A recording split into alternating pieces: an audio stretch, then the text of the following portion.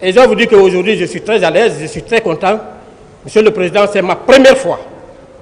Parce que j'ai toujours évolué à la sourdine, à l'oubliette.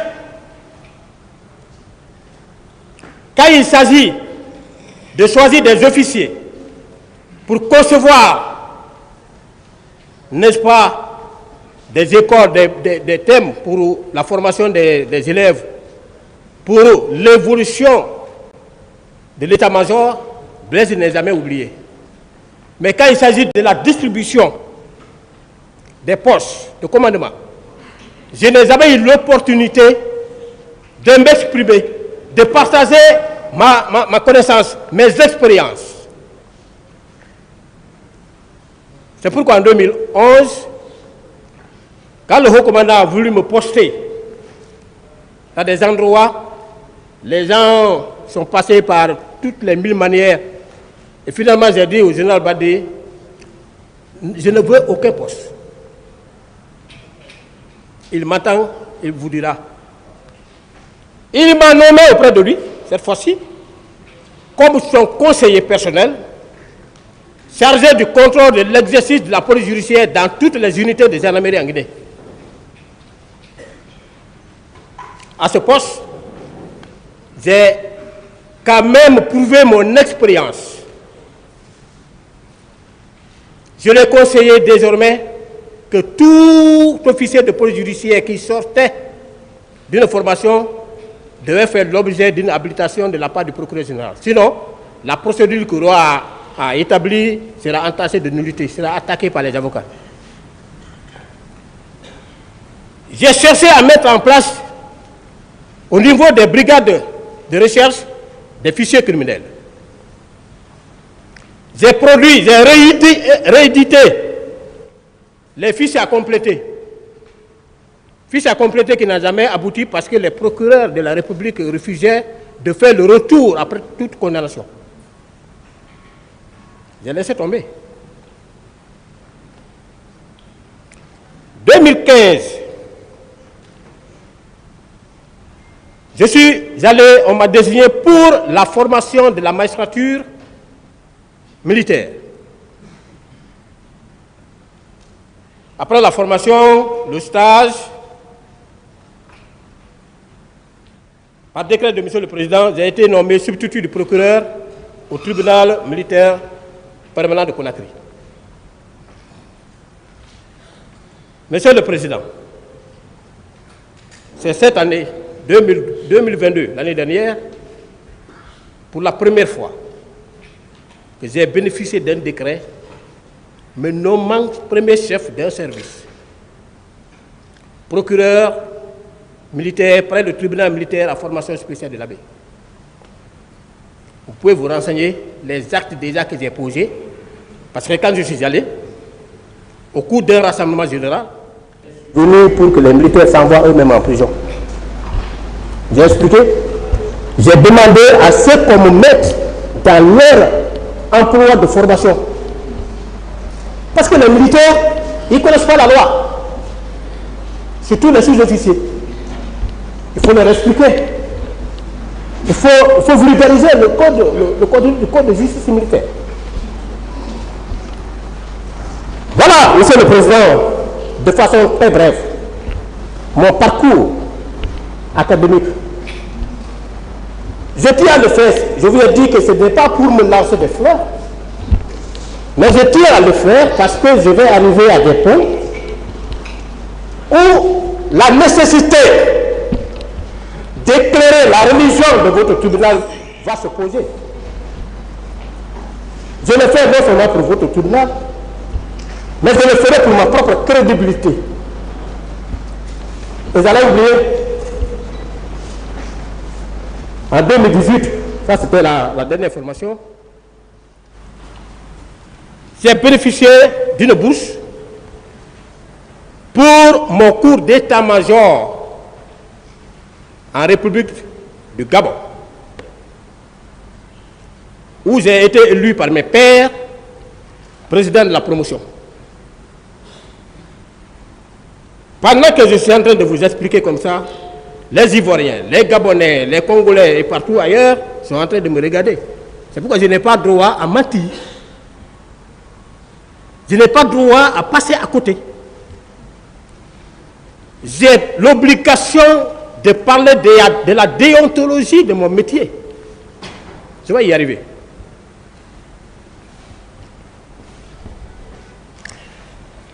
Deuxième point. Je vais vous parler parce que, comme on a l'habitude de dire, l'avocat ne représente pas le client, mais il assiste. Je vais intervertir un peu l'autre. Deuxième point, je vais vous parler des événements du 28 septembre.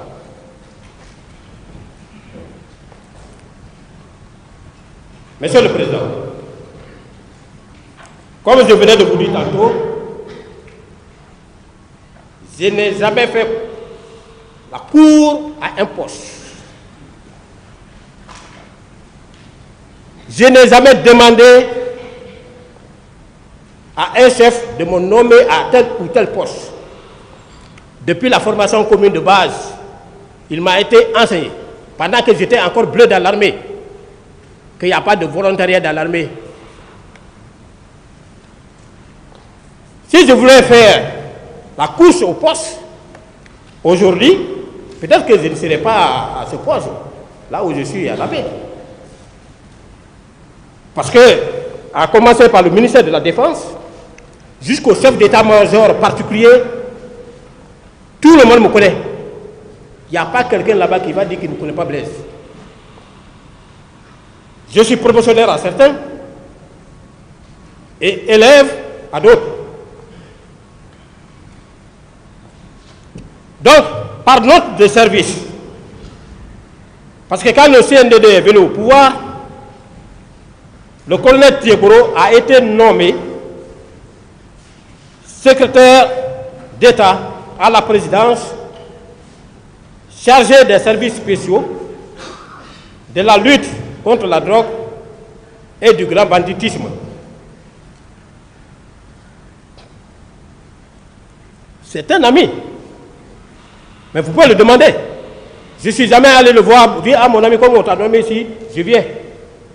C'est un homme de principe que vous voyez. On arrivera là-bas. Monsieur le Président, honorable assesseur,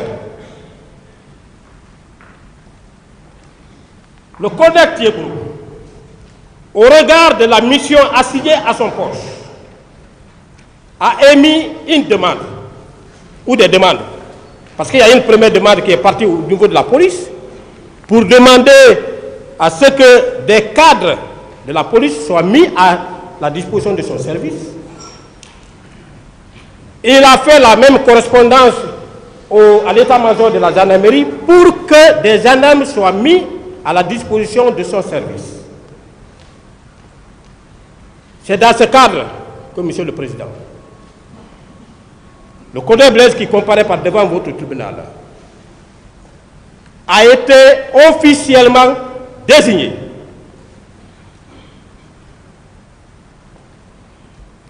et en toute sincérité, en toute honnêteté, avant de partir, j'ai été entretenu par le général Bardé qui m'a dit, regardez un peu la liste des policiers désignés pour les services spéciaux. Ce ne sont que des grands commissaires de police. Donc, je ne veux pas me permettre d'envoyer des gens qui ne maîtrisent pas l'éthique et la déontologie de la gendarmerie, qui n'ont pas de niveau, qui ne sont pas titulaires au diplôme d'officier de police judiciaire. Il a fait sa liste, et là, c'était vraiment des cadres. Vous partez, mais vous êtes gendarme et vous resterez gendarme. Vous partez pour des enquêtes. Vous partez pas pour être élément de la garde présidentielle. Ce n'est pas parce que vous êtes à la présidence que vous allez être élément de la garde présidentielle. On est parti. Nous avons été reçus par le colonel Thiebro. Il nous a briefés. Il a demandé à chacun comment nous comptons travailler.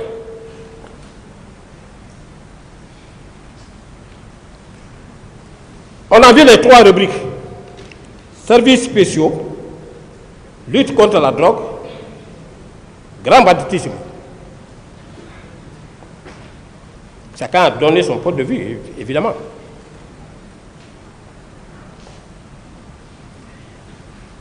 Est-ce que, en luttant contre la drogue, on va rester assis au salon pour qu'on vienne vous dire que voilà le trafiquant de drogue? Est-ce qu'on va rester au salon pour dire que voici les grands bandits qu'on a appréhendés? On s'est plongé dans les grandes attributions, dans les grandes missions de la gendarmerie nationale.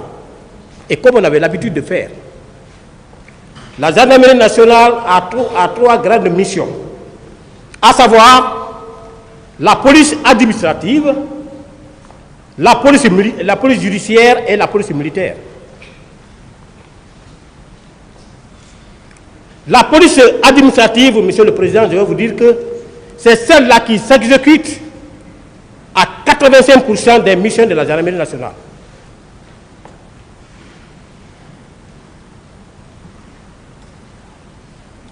Si vous maîtrisez, la population va dormir. On s'est plongé dans le contexte des ratios. Même vous, les magistrats, on parle des ratios sur vous.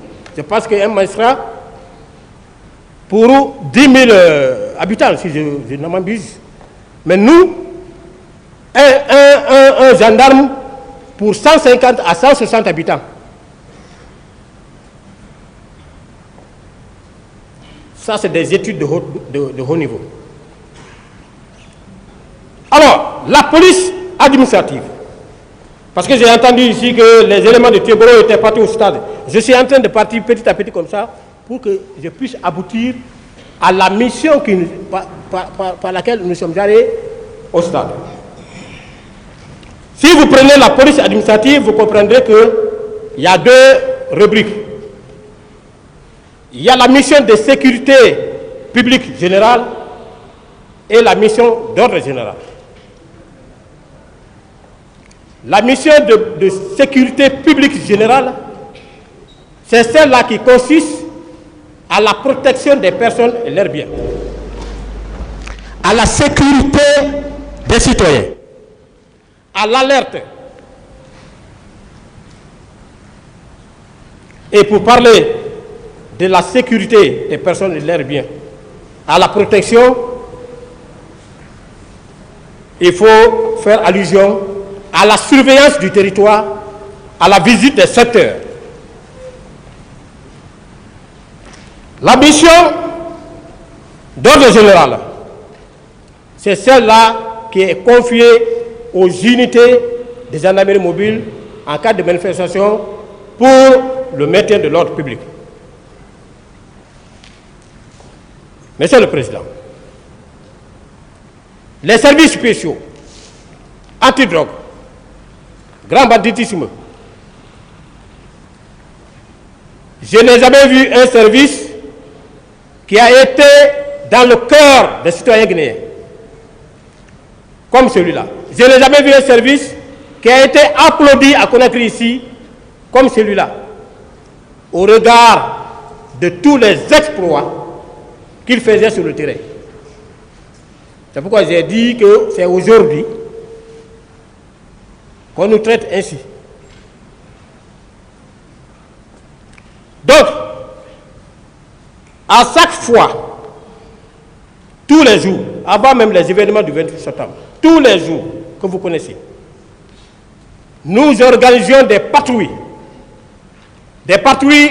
diurnes comme des patrouilles nocturnes. Et puisqu'il y a un adage chez nous, on dit que la présence d'un gendarme dans un lieu fait la sagesse du délinquant.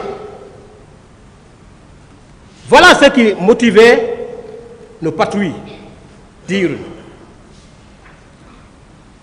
Il fallait faire remarquer la présence, notre présence, dans tous les quartiers de Conakry. Ça, c'est un.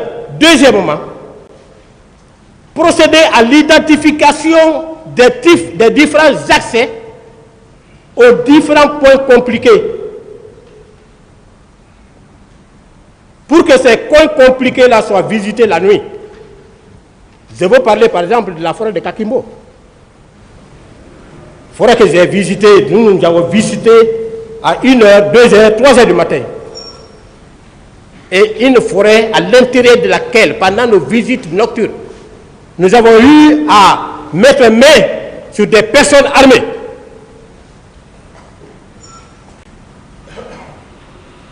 À Kakimbo, on a fait. À Kokoma, on a fait. Où d'abord il y a eu un échange de coups qui a porté atteinte même à un de nos éléments.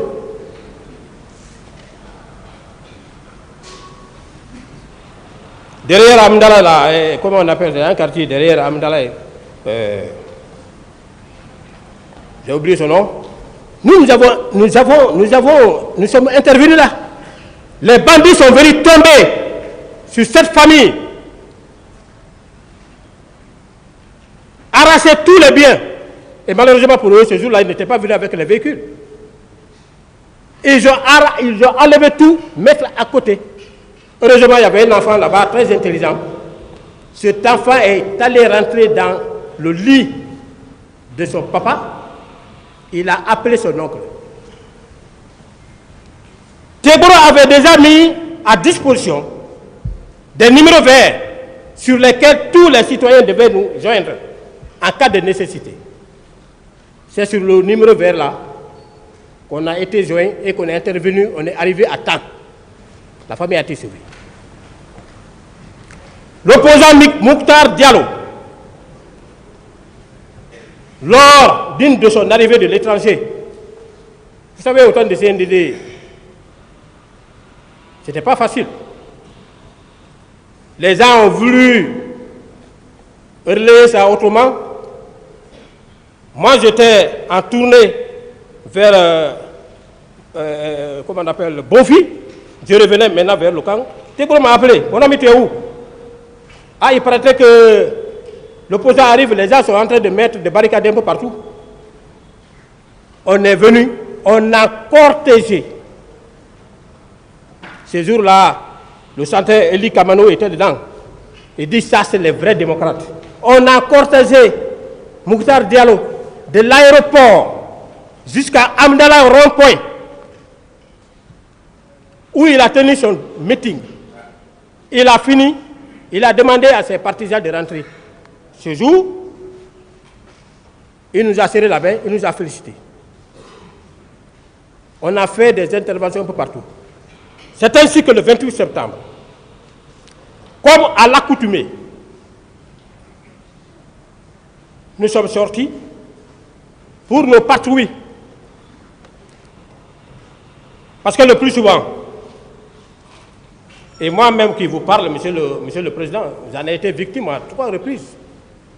J'ai remplacé mon pare-brise, moi-même, à Sanforia. Quand il y a mouvement, les gens qui n'ont rien à foutre avec la manifestation, c'est eux-là qui enveniment les choses. C'est pourquoi on vous enseignera. Qu'est-ce qu'un manifestant? Quelles sont les composantes des manifestants? Quelle est l'idée des manifestants? Quelle peut être l'attitude d'un agent par rapport à la gestion d'une manifestation? Donc ce jour, on est sorti, comme à l'accoutumée, on faisait notre patrouille. Moi, j'ai quitté le camp Alpha. Je suis allé à Anko 5. Anko 5, je suis allé vers Lambaye. Parce qu'il faut déborder. Voir est-ce que réellement il n'y a pas autre chose là-bas. Parce qu'il nous faut à mettre reprise. Nous tombions dans des embuscades. Lambaye, entre Lambaye et Nongo aussi, au pont là-bas, les gens barraient toujours. Moi, je suis parti par là-bas, aboutir à Amdalaï. J'ai pris le chemin pour aller vers le stade. Mon ami Thégoul m'a appelé. Il dit, tu vas où? Tu es où? J'ai dit, ah, je suis maintenant sur la Bretagne Amdalaï. Il dit, bon, ok. Moi, je viens là-bas. Je vais sensibiliser les gens là pour que, dans la mesure du possible, qu'ils acceptent de reporter même demain ou après-demain. Et on peut même encadrer leur meeting. Je leur dis, mais les gens que je vois, ils sont très nombreux. Hein. Cette fois-ci-là, ils sont très nombreux. Il m'a dit, mais moi, je ne viens pas pour la guerre. J'ai dit, tu as raison. Comme ça, c'est quand même un monsieur à féliciter. Il a dit certaines choses ici, ça c'est de la réalité. Thégoul est allé au stade. Je suis allé effectivement, je l'ai trouvé là-bas, mais sous un applaudissement qui ne disait pas son nom. Mais vous savez, il était comme ça au milieu de la foule. Alors il parlait, mais ceux qui étaient un peu au-delà de cette foule n'entendaient pas. C'est ainsi qu'il est monté sur un pick-up. Il a commencé dès qu'il est monté, les gens l'ont vu, les gens ont commencé à applaudir. Donc, alors, il y a eu un groupe qui quittait vers Madina pour déferler vers le stade. À partir de là, les policiers, il y a un policier qui a lancé des gaz. Vous savez, les manifestants, si vous lancez des gaz, pendant qu'ils ne se comportent pas de façon illégale, il va réagir. C'est en ce moment pour répondre aux policiers, alors les gens ont lancé des cailloux. Les cailloux sont venus vers Thégoul et on l'a même dissuadé de continuer. Donc il est descendu, il est parti vers, c'est ce que me disait la fois dernière, il est parti vers les leaders pour les sensibiliser afin qu'ils puissent aller sensibiliser leurs militants pour un report éventuel. Pas une interdiction, mais pour un report éventuel. Il est parti. Alors, pendant que je cherchais même à récupérer mes hommes, on est resté là. Ça, je vous assure, Monsieur le Président, jusqu'au jour d'aujourd'hui, quand je pense à ça, j'ai ce remords là sur ma tête. Parce que c'était ma première fois, encore une fois de plus, ma première fois, même pendant que j'étais dans les escadrons. Là, je faisais le maintien d'ordre dans les escadrons. Même pendant que j'étais là-bas, c'était ma première fois de me croiser sur un lieu de manifestation avec les bérets rouges de la garde présidentielle. J'ai regretté dans ma vie, jusqu'au jour d'aujourd'hui, je regrette. Parce qu'ils sont venus huer nos efforts.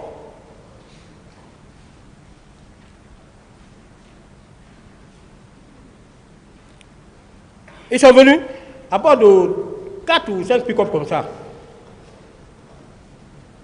Ils sont descendus. C'est Toumba qui était devant. Toumba est descendu. Quand il est descendu, il s'est arrêté comme ça. Les autres sont descendus, ils l'ont encerclé. Et il a pris le départ pour l'intérieur du stade en tirant. Nous, on a décroché, on a quitté. On ne pouvait pas y rester. Connaissant Toumba, que je vois là, vous ne l'avez jamais découvert. Il est en train de parler, il est venu ici, dans son plan d'intervention, il a misé sur la récitation des versets coraniques pour faire savoir aux gens qu'il est limpide. Monsieur le Président, si vous avez eu la malchance de découvrir Toumba pendant le temps du CNDD, vous l'aurez haï à jamais.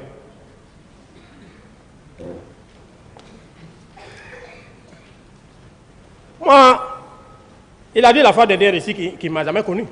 Et il ne pouvait pas me connaître.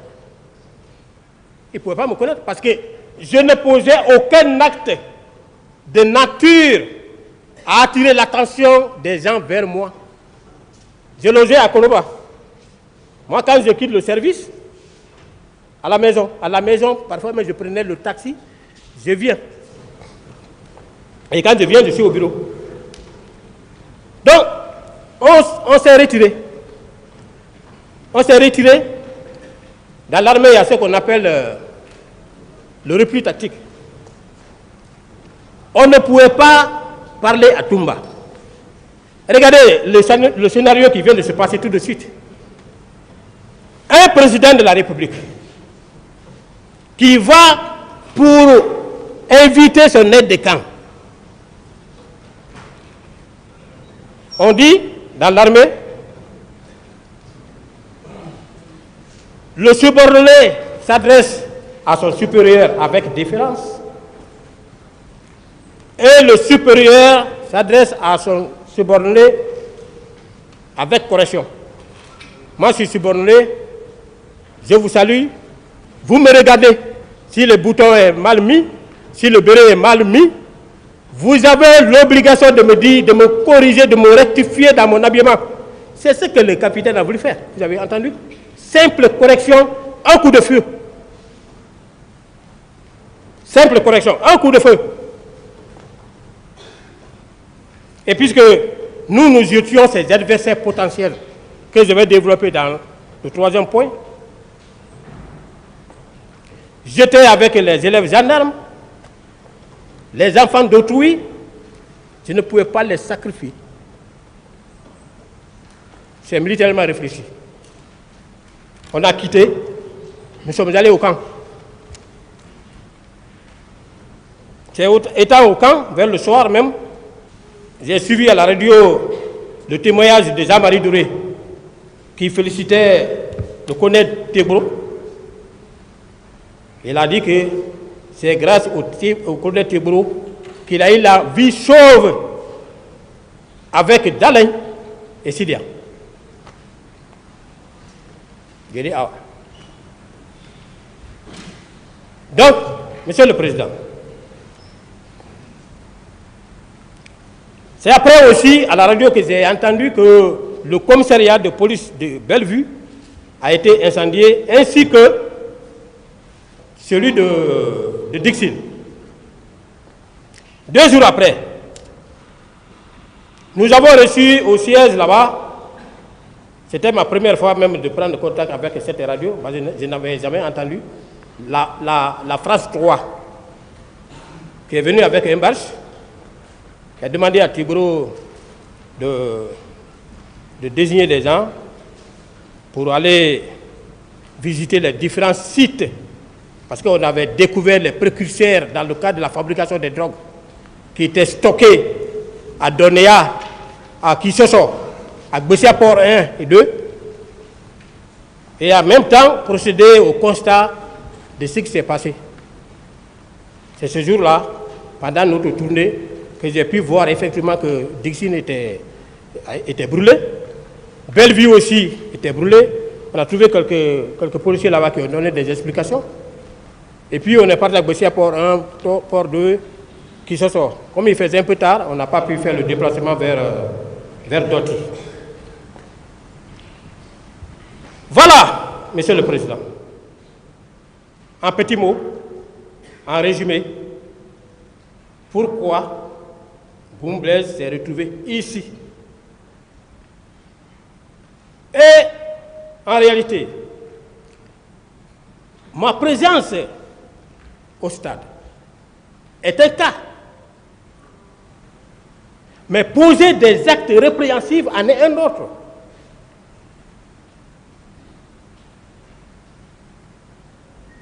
Puisque le ministre